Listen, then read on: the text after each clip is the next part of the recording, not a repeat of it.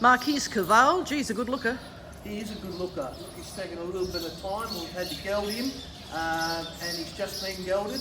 Back in work now, so we expect him to go right on with the early promise that he showed us. Look, he's had a couple of race starts and he probably hasn't set the world on fire in what we've seen to date, but that's not unexpected with the breed because he's always going to be a late maturing staying type. Well, that's right, and look, we tried to race him as a colt because he has got good breeding, but at the races he did sort of just learn not to concentrate.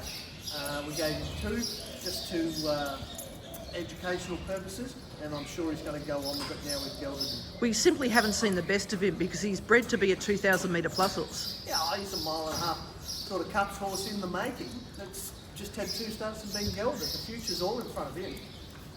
How long has he been back in the stable? He didn't go out of the stable. Okay. We actually gelded him in work, so he's only about 3 weeks off having a trial. So he's a horse who does very well in the stable and just in that routine of just doing a bit of work with him every day? That's right, and he thrives on it, and as you can see, he's in great order right now.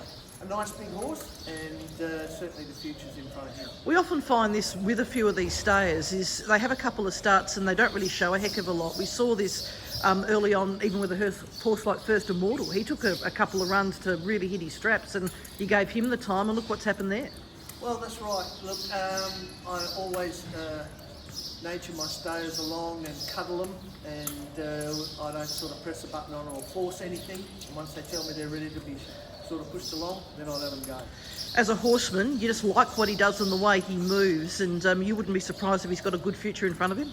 I think he's got a very good future. He's just one of those later sorts of horses that could measure up to something like the South Australian Derby. Even having a look at his race starts, he seemed to be a lot of legs in the way he used to race. He was just not knowing where to put one foot in front of the other. Well, that's right. That's why you give them those little short, sharp preparations as a colt, and then they start...